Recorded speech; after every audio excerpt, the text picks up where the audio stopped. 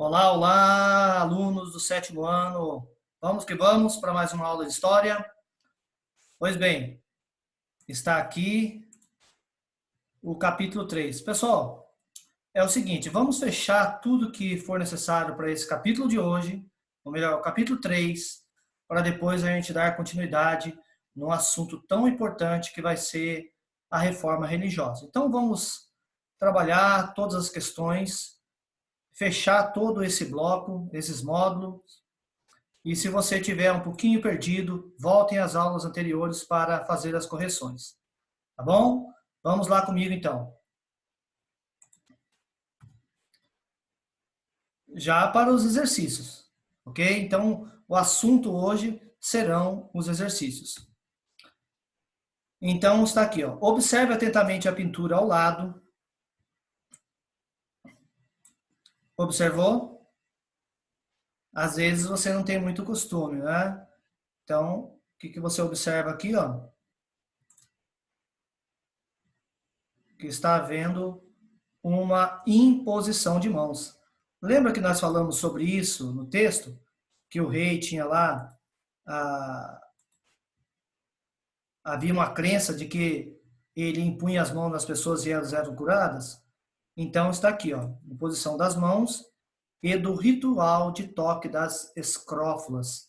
Aqui na cervical, quando a pessoa tem lá uma doença que é... Ai, meu Deus, fugiu aqui a memória. Mas que é a tuberculose. Então surgem umas feridas. Então, claro que ele tocava antes da pessoa, que a pessoa tivesse aquilo, né? Então, que podia curá-lo. Então revela esse poder sobrenatural do rei. Releia o texto do Mark Bloch, da página 191, sobre o ritual citado no item anterior. Deixa eu pegar aqui minha imagem. Melhor, deixa eu... E responda. Para a população, esse ritual é importante. Justifique sua resposta. Então, espero que você tenha conseguido fazer, né? Tá aqui, ó. Era importante? Sim, pois existia um ritual solene que contava com um pré-aviso de sua ocorrência, assim como o rei, embora fatigado, deveria se sacrificar para atender a população, exceto, claro, né, em tempos de epidemia.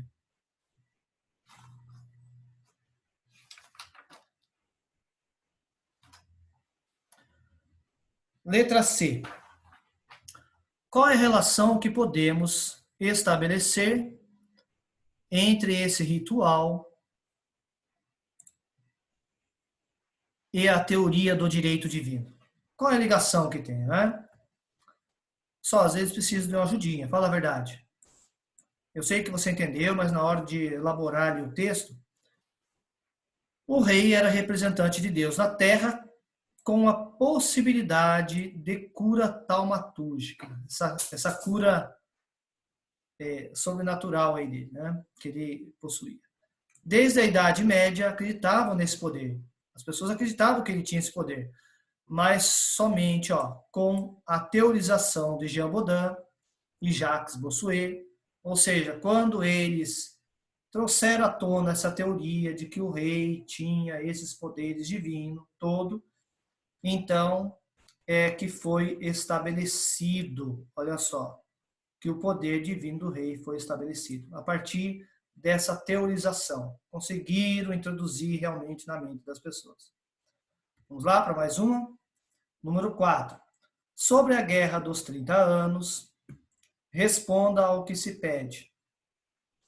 Por que a França entrou nesse conflito contra o Sacro Império Romano Germânico? Pessoal, sacro é sagrado, o Sagrado Império Romano Germânico. Você sabe que esse Império Romano Germânico, Roma já havia caído, não lembra que nós já estudamos? Então, esse Sagrado Império Romano Germânico é como se estivesse voltando, uma tentativa da volta do Império Romano, é o Sagrado Império Romano Germânico. Então, por que a França? entrou? Porque ela tinha o objetivo, gente, aqui, ó, de enfraquecer o domínio dessa dinastia dos Habsburgos. Lembra que eu havia falado que eles conseguiram, por meio de alianças, terras em várias partes da Europa? Pois é. Então, olha só, hein? Lá dentro da França, os franceses proibiam o cristianismo, né? Eles eram contra, ou melhor, contra o protestantismo. Porém, para ir contra os Habsburgos, eles, lá no Sagrado Império Romano Germânico, que é a Alemanha, eles se aliaram aos protestantes. Você viu como que é a política? Não é fácil não, né? Então, quais foram as consequências? Então, voltando aqui, desculpa. Então, o objetivo era enfraquecer esse domínio dos Habsburgos, que estavam se alastrando por várias partes da Europa. E a letra B. Quais foram as consequências dessa guerra para os franceses? Está aqui, ó. Muitos gastos. Lembra que nós estudamos?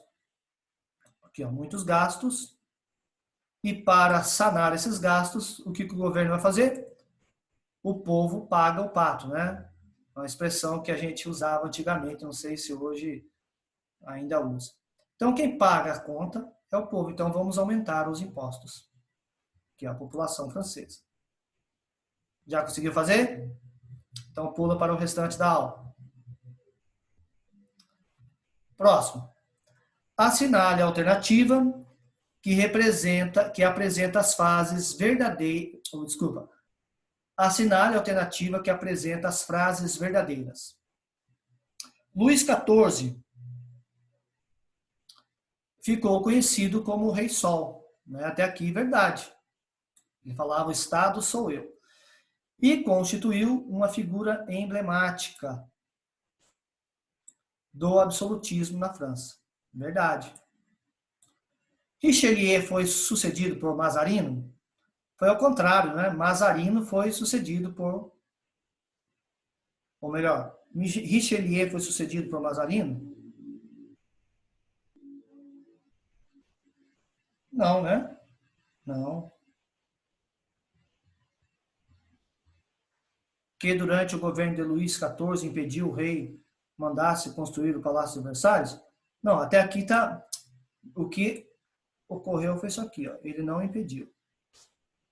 Falso.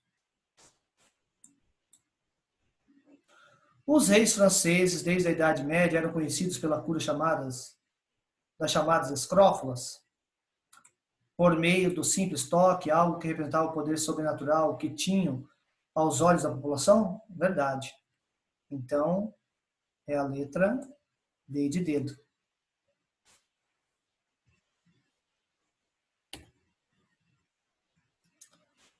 Agora, o para de aplicação, né, desculpa, o exercício de aplicação, aqui da página 201 e 202. Vamos lá comigo? Qual foi o conflito que levou à ascensão da dinastia Tudor? Explique. Pessoal, lembra que houve uma disputa de poder entre Lancaster e os York, porém nenhum dos dois assumiram o trono. Quem assumiu foi a dinastia Tudor. Está aqui. Né? Era a Guerra das Duas Rosas, lembra? Rosa vermelha contra a rosa branca.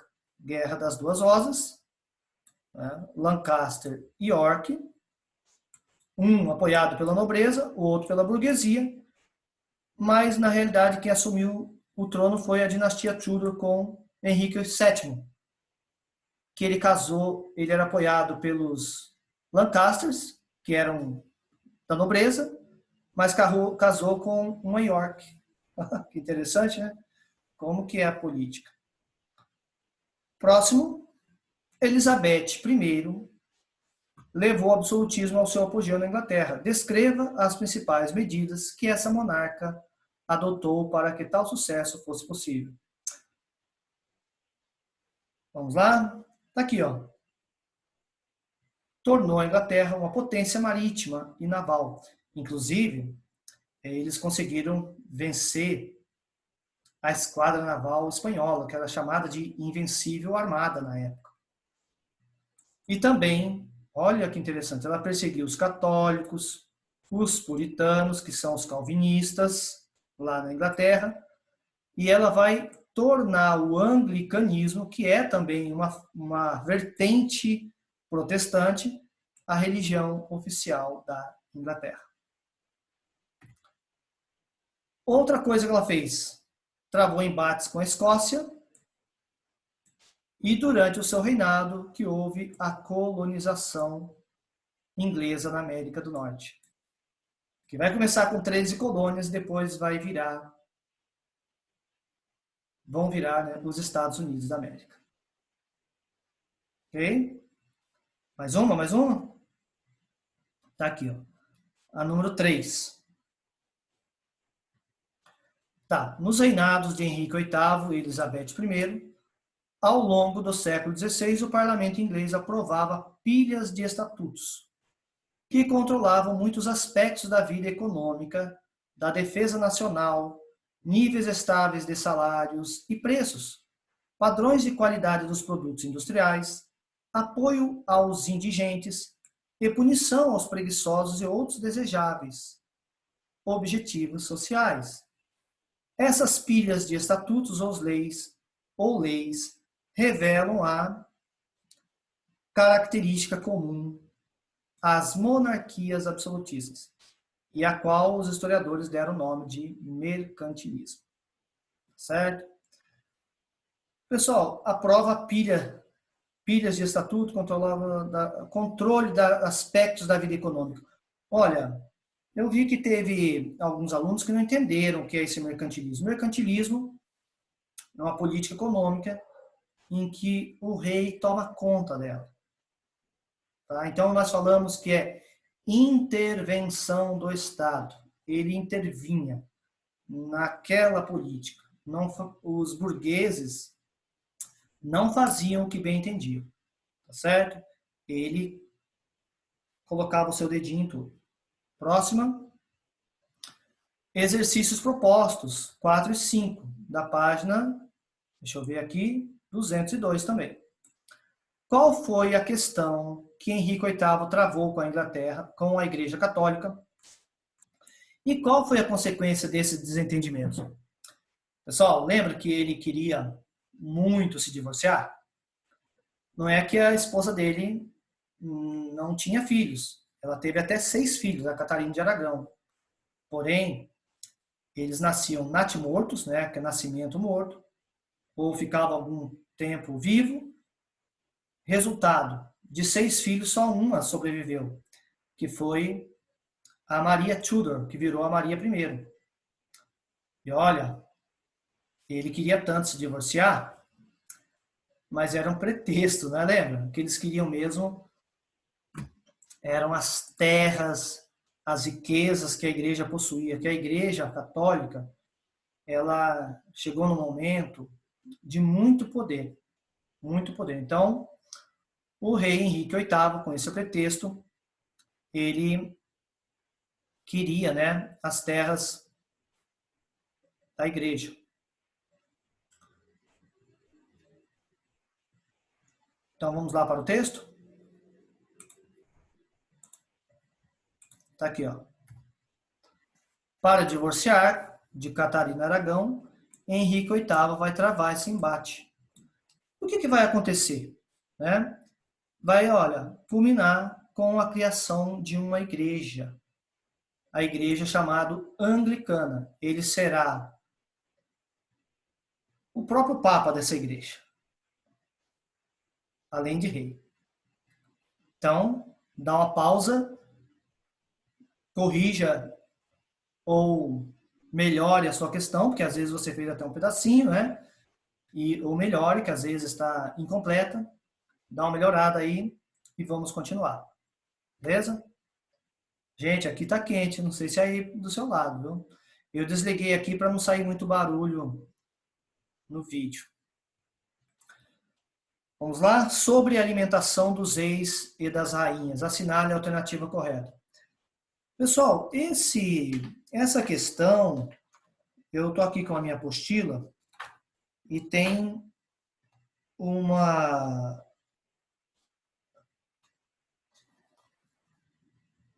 pedacinho aí na sua apostila, na página 193, que ajuda você a fazer essa questão. Então está dizendo assim, ó, o que os reis e as rainhas, na página 193, o que os reis e as rainhas comiam? Atualmente é possível visitar as cozinhas do palácio de Hampton Court, nos arredores de Londres, desculpa, onde ainda se encontram preservadas as dependências da cozinha de Henrique VIII. Olha só, então, se você visitar lá a cidade de Londres, na Inglaterra, quiser conhecer esse palácio, ainda você pode visitar também a cozinha do Henrique VIII. E está dizendo assim, que havia uma grande quantidade de trabalhadores que preparavam os grandes banquetes. O que eles comiam? Não é? Peixes, carne de ovelhas, veado, porco, boi, javali, eram assadas e colocadas em recheios de tortas. Dá uma passadinha lá depois para experimentar uma dessas iguarias. Então, sobre a alimentação do rei, né, a questão número 5, está dizendo aqui, ó, que é possível conhecer aspectos dessa alimentação real por meio de pesquisas, né, da dinastia Tudor aqui, ó. E até mesmo se você visitar esse museu que eu falei, tá? Belezinha? Próxima questão. Para conferir agora, lá na página 203. Olha, eu acredito que a número 1 e a número 2 nós já fizemos já faz um tempinho, né? Então tá assim, ó, relacione os nomes listados às suas respectivas características. Então, Nicolau Maquiavel, Thomas Hobbes, Jean Baudin e Jacques Bossuet. Quem é que afirmava que o homem é o lobo do homem? Pois sem um governante, entendia que a humanidade se destruiria. Portanto, a centralização do poder nas mãos do rei era a forma de promover a paz e a segurança. Com certeza você acertou. Está aqui, né? O Thomas Hobbes. O homem é o lobo do homem. Quem é que entendia que o poder dos reis emanava de Deus? Por isso, os monarcas nasciam predestinados a governar. Um desses dois, não é? Jean Baudin ou Jacques Bossuet. Então, tá lá, ó. Jacques Bossuet. Olha, dá para você ter, às vezes, um pouco de dificuldade, né? Porque os dois falavam da teoria do direito divino. Quem é que propunha um Estado forte que não fosse vinculado à igreja? Tá ele aqui, ó, Maquiavel. Pessoal, acho que é bom dar uma lidinha no livro chamado O Príncipe. Você encontra na internet e, às vezes, até com comentários. Fica mais fácil de entender. E quem é que afirmava que a autoridade do rei representava a vontade de Deus? Posicionamento relacionado à chamada teoria do direito divino. Se não é o Jacques Bossuet, só pode ser o Jean Baudin. Belezinha? Continuando. A acumulação de metais, né, relaciona-se à seguinte característica da política mercantilista. Pessoal, lembra que lá o mercantilismo havia várias maneiras de um determinado país, ou reino, né, vamos falar de reino, se tornar mais rico. Então, um pensava assim, poxa, eu quero ter bastante ouro, porque o ouro dá para comprar o que nós queremos. Então, vamos lá. Quanto mais ouro, mais rico está esse país.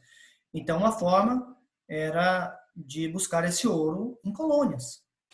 O outro pensava assim, poxa, eu não tenho colônia. Então, eu vou vender os meus produtos. E justamente aquele que tem ouro vai comprar meu. Então, logo, eu vou ficar cheio de ouro. Estou tentando fazer uma linguagem aqui cabível para a nossa aula. o outro pensava assim, poxa, eu também quero que o meu reino seja rico, então eu vou proteger os meus, nesse caso, as manufaturas que estavam ali, né? Os produtores. Então, se alguém quiser vender aqui no meu país, vai pagar uma taxa mais alta. Então, assim, eles iam fazendo, do seu jeito, aquela política mercantilista. Lembrando que sempre o rei que tomava conta de tudo isso, né? Então, a qual acumulava metais só pode ser metalismo, né? Metalismo, né? Metalismo. Você acertou, tenho certeza. Olha, e depois a número 7 está aqui, ó. Ou melhor, número 5. Na Inglaterra, a Guerra das Duas Rosas levou à ascensão da dinastia York, Lancaster? Não, tá aqui, né? Tudor. Tudor, para você aí. Pessoal, que bom que nós terminamos esse capítulo. Tá? Agora eu só vou fazer uma colocação aqui do mapa mental. Como funcionou nossas aulas, né? Formação das monarquias. Lembra que desde lá de Portugal, Espanha, França, Inglaterra, essas principais. Então, essa política é chamada de absolutismo. Então, o absolutismo, nós estudamos os teóricos, a política econômica do absolutismo, que é mercantilismo, o absolutismo na França e na Inglaterra, os principais. Então, os teóricos do mercantilismo, eles pregavam aqui, ó, política intervencionista. Tá certo? Essa característica do rei. O rei intervém nessa política. Vamos dizer que eu quero que o meu filho faça uma coisa, mas eu estou dizendo para ele, olha, você deve fazer isso e aquilo. Então, eu estou intervindo na vida dele. Então, o rei, ele intervinha na vida da burguesia, na política da burguesia. Então, vimos aqui, ó, o metalismo, que é a característica. A outra característica, balança comercial favorável, colonialismo e proteção alfandegária. Vamos lá, absolutismo na França. Nós trabalhamos a dinastia Bourbon, a Guerra dos 30 Anos e o ápice com Luís XIV. Absolutismo inglês, Guerra das Duas Rosas, a disputa pelo poder, mas quem chegou foi a dinastia Tudor. Henrique VIII, um dos principais da dinastia, e depois vem a Elizabeth I, que foi o ápice também do absolutismo na Inglaterra. Pessoal, um grande abraço, espero que você esteja em dia com as suas atividades. Qualquer coisa, manda um recadinho para mim também, solicitando alguma coisa. Espero poder te ajudar, porque também a tarefa aqui está bastante árdua para atendê-los. Grande abraço, hasta la próxima classe. Tchau, tchau.